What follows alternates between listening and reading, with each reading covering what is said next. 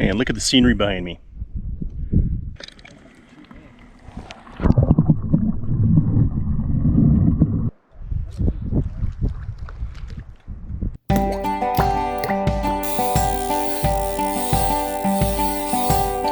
Hello everyone, welcome back to the Jimmy in the Wild channel. I'm Jimmy and you're watching part 2 of a 3-part series about hiking back into the Popo Agie Wilderness to do some fishing. Before we get started, please hit that big red subscribe button. You'll definitely want to find your way back to the channel to watch part 3 and a lot of exciting future content. Also, be sure to hit the thumbs up button if you like the video. And if you want to, let me know what you thought of the video in the comments. I'd really appreciate it. So, we start the video early in the morning after the first night of camping at Spruce Lake. Spruce Lake is at about 10,200 feet in elevation, so it has the potential to get very cool at night. Also, it's early September, so cold weather is much more likely. I think we got lucky because our first night was just a little bit cool, but not too bad. I've definitely experienced colder nights in this area.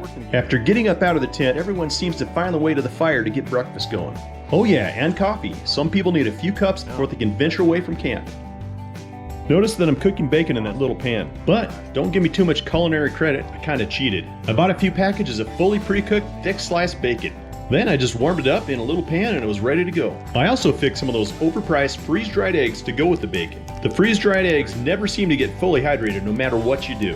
And of course I had to share the bacon with Mike, Patrick, Brad, and Matt. It just didn't seem right to eat all 12 pieces by myself. After we were done with breakfast, we stowed the food in a tree several hundred feet from camp. After all, that's one of the things you have to do in bear country. Then we gathered our fishing and hiking gear and headed towards Leg Lake. We hiked to Leg Lake in 2 groups. Mike, Patrick, Brad, Matt, and myself headed out to get a jump on the fish. The rest of the crew left a little later and planned to meet us up there. When you look at the map, Leg Lake does not seem that far away. Of course, that would be true if you stayed on a trail. But somehow we got off the trail and just kept going towards Leg Lake. Before I left on this trip, I downloaded a whole bunch of offline maps and they really came in handy. On our way to Leg Lake, we were going to fish the creek just below the lake, and a little lake called Gap Lake. There was supposed to be some large grayling at Gap Lake, so it definitely made our list. And the creek was supposed to hold brookies, grayling, and possibly some golden trout, so that's how that one made the list. Who am I kidding? We were going to fish every little piece of water that we could.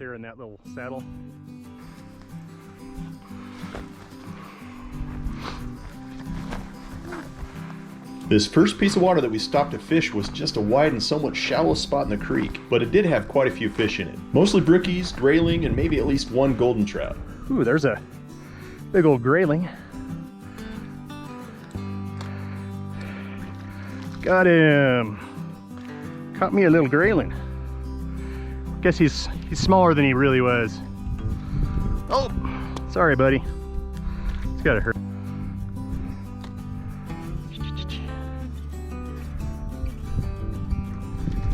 Got another one. Oh, that's a brookie. A brook trout. One grayling, one brookie.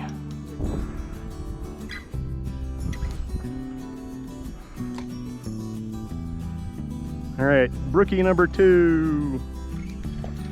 Another. Fly. Just a little fly. Almost looks like a girl. Put her back in there. Okay. Oh. All right, what is this? Brookie number 3. Ooh, that's a fatty. He's got a hump on his back. That is a pretty fish. Look at that guy. Ooh, you got lucky. He almost hit the rock. After we hiked and fished all the way around the pool, we walked about 50 feet up the hill to Gap Lake. Gap Lake is definitely deeper, but we just didn't see very many fish from shore. We walked all the way around Gap Lake and caught just a few grayling. They were definitely quite a bit fatter than the fish we were catching in the creek, so you know they were eating much better.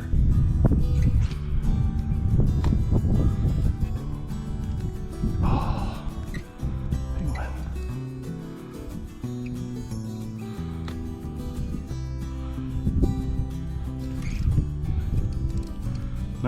Nice grayling. Ooh. Pretty.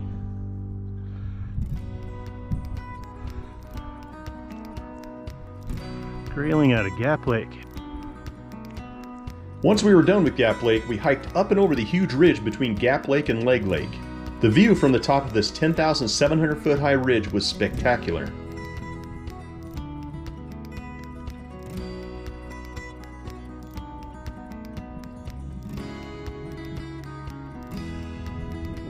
Once we got to Leg Lake, we got busy fishing for golden trout. Golden trout at Leg Lake were our main objective for the day. That's pretty neat.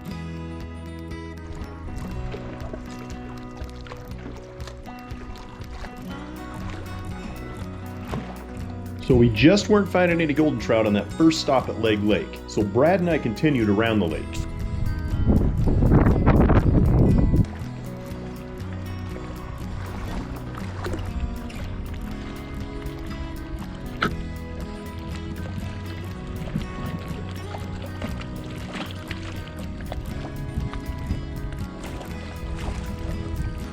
Well, we're continuing to go around the lake. We haven't even seen a golden trout yet. Hopefully we start seeing something. This is pretty much tundra up here. Look how squishy and soft this is. The walk around the lake was a little tricky since there was no real trail and we would have to do some serious boulder hopping once we got near the outlet of the lake. Crazy. Little glacier right up on top of that cirque. That glacial till. Little glacier up there in the crack. There's that sheer face from this side. Man, look at the scenery behind me. It is quite spectacular. Big glaciers, sheer cliffs, but no fish. Kind of beginning to think this lake may be either winter kill or they're just not stocking every year. When they're stocking every year, you see fish pretty much around the shore. On our way around the lake, we could hear some splashing and yelling.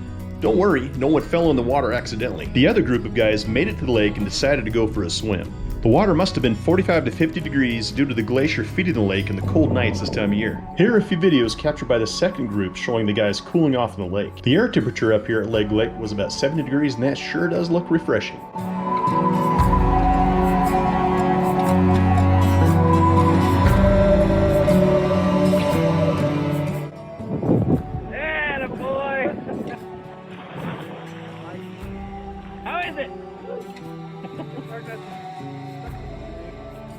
One, two, three.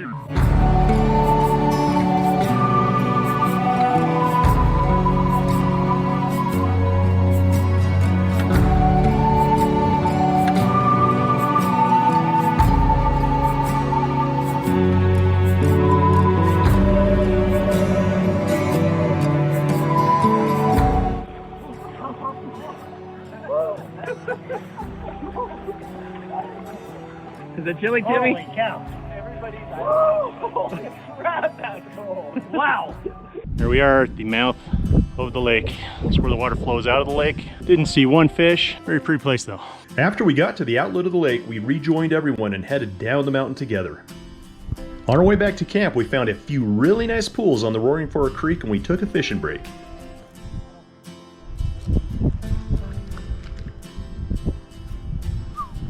Crazy. Another grayling. It's a little tiny grayling.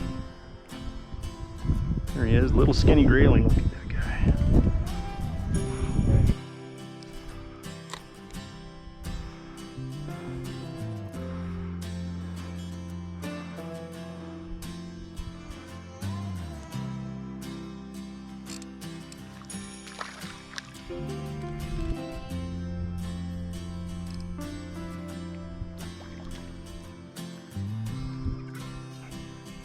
Yeah, that guy's pretty.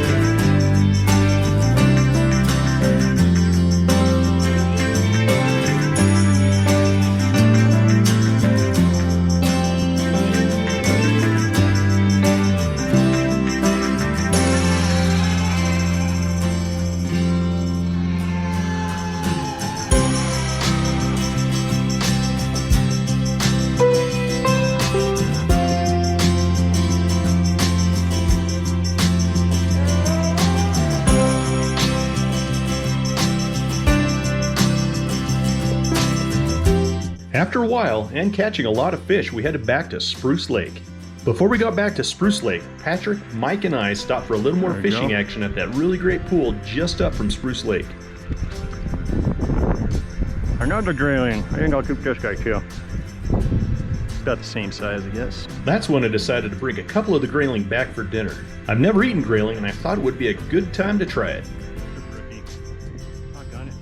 Trying for the big grayling. Oh, release.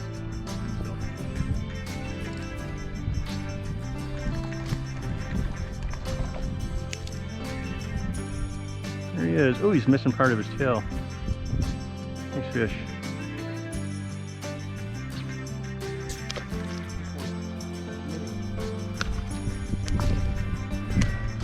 It's just, mine's falling apart. After fishing for 30 minutes or so, we headed back to camp to get something to eat. Hiking around all day sure can wear you out and make you hungry. With onions, mushrooms, I think that's all that's in there. Put the fish under the onions, under the mushrooms, and we put Mrs. Dash on here. Really good spice to take out in the woods with you. Then we just go ahead and stick this on the fire, all wrapped up. Let it cook for about 30 minutes. Here's the fish, onions, and mushrooms. It's cooking down a little bit. We're trying to reduce the mushrooms and onions. That's all it is. Grayling actually looks pretty good.